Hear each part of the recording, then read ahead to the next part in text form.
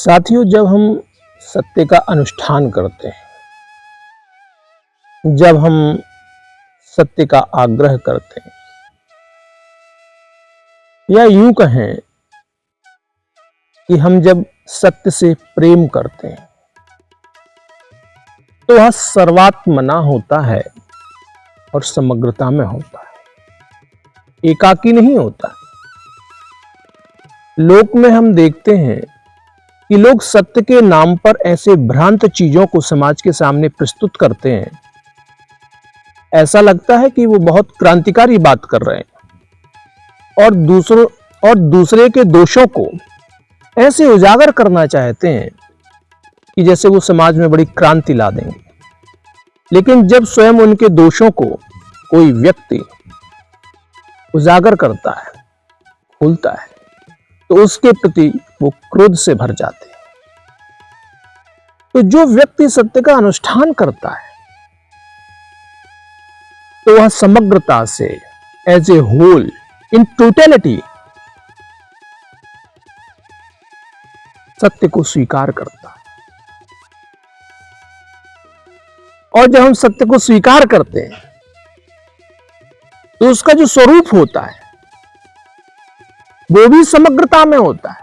ऐसा नहीं होता है कि सत्य के लिए आपको मात्र प्रशंसा मिलेगी, सत्य के लिए लोग आपकी पीठ थपथपाएंगे, सत्य के लिए आपको गालियां भी मिलेगी, आपको आलोचना भी मिलेगी, आपको उपेक्षा का भी सामना करना पड़ सकता है। समाज से नहीं, बल्कि आपके अपनों से भी आप उपेक्षित अनुभव करें। तो सत्य एक अर्थों में एक बृहद अनुष्ठान है, एक तप है, और उस सत्य की अग्नि से बिना तपे हुए कोई भी साधक, कोई भी व्यक्ति उस परम सत्य को उपलब्ध नहीं हो सकता। और सत्य के पथ पर सत्य ही साधन होता है और सत्य ही उसका साध्य होता है। सत्य के पथ पर सत्य के अलावा और कोई दूसरी प्यास नहीं होती। और जब हम इस पथ पर चलते हैं तब इस पथ पर जो भी आता है, हम उसको सहर्ष स्वीकार करते हैं। कई बार सुख भी आ सकता है, अनुभव कर सकते हैं, कई बार दुख भी आ सकता है। मान अपमान, हानि लाभ साथ साथ चलते हैं। जीवन समग्रता में होता है। तो जो भी सत्य के अभिलाषी हैं, सत्य का अनुष्ठान करना चाहते हैं, इस अस्तित्व के सत्य को अनुभव करना चाहते हैं, तो उन्हें अपना मानस खुला रखना पड़ेगा। चीजों को जैसी वे हैं, उन्हें वैसा ही स्वीकार करना पड़ेगा। ऐसा नहीं हो सकता कि सत्य आपके अनुकूल ही दिखे। सत्य का पथ तो बड़ा सरल होता है और बहुत दुर्गम होता है। सत्य तो बहुत पास होता है अगर हम उसे स्वीकार कर लें, और स्वीकार नहीं कर पाए अपने आग्रहों के कारण, डर के कारण, अपने लोभ के कारण, अपने लालच के कारण, तो सत्य बहुत दूर की कौड़ी होता है। सत्य और परमात्मा एक अर्थों में पर्याय से प्रतीत होते हैं। अगर हमारी दृष्टि अपनी तरफ चली गई और हमने उस अस्तित्व के, उस सत्य को स्वीकार कर लिया, तो हम अपने बहुत नजदीक हो जाते हैं और अपनी स्वाभाविकता को, अपने अंतर्निहित सत्यों को, क्षमताओं को आदर देना स्वीकार करते हैं। साथ ही जो हमारी कमियां हैं, जो हमारे दोष हैं, उनको भी सहर्ष स्वीकार करते हैं। जिस पल हम अपने दोषों को स्वीकार करते हैं, उस पल हम में परिवर्तन की संभावनाओं के नए द्वार खुल जाते हैं। या परिवर्तन की शुरुआत हो जाती है।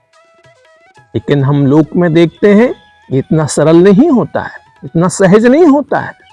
अपने ही स्वरूप को हम स्वीकार नहीं कर पाते। हम अपनी अच्छी चीजों की तो प्रशंसा करते हैं, लेकिन अपने दोषों के बारे में बात नहीं करना चाहते। समाज में आज जो भी आंदोलन होते हैं वो आंशिक सत्य को लेकर के होते हैं या अर्ध सत्य को लेकर के होते हैं। आज हमारा समाज इतना क्रांतिकारी नहीं हुआ है कि वो समग्रता में सत्य को स्वीकार कर सके। वह अपने मतलब का सत्य बोलता है। राजनेता अपने मतलब का, जिससे वो सत्ता में रह सके, उतना सत्य बोलते हैं। तथा कथित धर्मगुरु उतना सत्य बोलते हैं जिससे उनकी दुकानदारी और वाहवाही मिलती रहे। पूर्ण सत्य को समझने के लिए तो हमें समग्रता से समर्पण करना पड़ेगा। पूर्ण सत्य को समझने के लिए किसी वीतराग सन्यासी साधक का सानिध्य प्राप्त करना पड़ेगा, जिसने उस सत्य की अग्नि में सुख में, दुख में, हानि में, लाभ में, जीवन में, मरण में, सब स्थितियों में उस सत्य को सहर्ष स्वीकार किया हो। जो अनुकूलता में तो बहुत खुश हो जाता है, प्रतिकूलता में डिग जाता है, अपने जीवन में निराशा का भाव पैदा कर लेता है, तो वो सत्य का अनुरागी नहीं हो सकता है।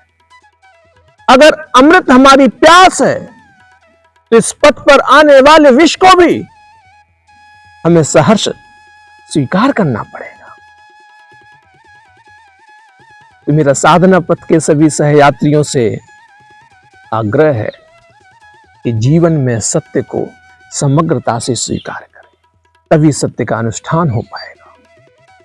नहीं तो समाज में कुछ समय हम कुछ अच्छी बातें सुन करके या बोल करके ऐसी प्रस्तुति दे सकते हैं कि ये बात बहुत क्रांतिकारी है, लेकिन आगे ही कुछ क्षणों में, कुछ समय में, जैसे ही उस व्यक्ति की जो कामना है लोक प्रसिद्धि यश की, वो पूर्ति होने लगती है, वह भीड़ का हिस्सा बनने लगता है, भीड़ में पूजित होने लगता है, उसे भीड़ का नेतृत्व मिलता है, तब जैसे ही उसके पास अपने आप को बेचने के अवसर उपलब्ध होते हैं, अपने आप को वह व्यक्ति बेच देता है, कुछ संसाधनों के बदले, कुछ सुविधाओं के बदले, कुछ मान सम्मान के बदले और कुछ जीवन की स्थिरता को सुनिश्चित करने के लिए अपने उस क्रांति को जिसको उसने समाज में ऐसे प्रस्तुत किया था कि इसके होने से समाज में बहुत बड़ा परिवर्तन हो सकता है।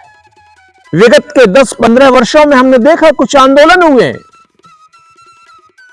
कि अगर ये हो जाएगा तो जैसे देश की संपूर्ण समस्या का समाधान हो जाएगा, लेकिन परिणाम हमारे आपके सामने है।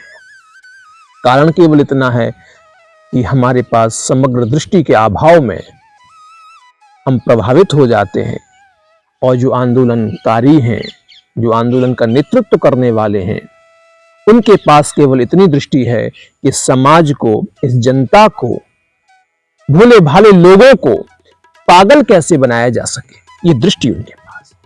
जैसे ही वो लोगों को पागल बनाते हैं और उस संगठित शक्ति का प्रयोग वह अपने लाभ के लिए कर लेते हैं, और सत्ता में जो लोग हैं, स्थापित जो लोग हैं, उनसे तालमेल बिठा करके अपने आप को उस स्थापित व्यवस्था का हिस्सा बना लेते हैं। केवल इतनी दलाली का खेल समाज में हमेशा चलता रहता है, और आम जनता, सामान्य वर्ग, सामान्य लोग हमेशा ठगे जाते हैं, ठग जाते हैं।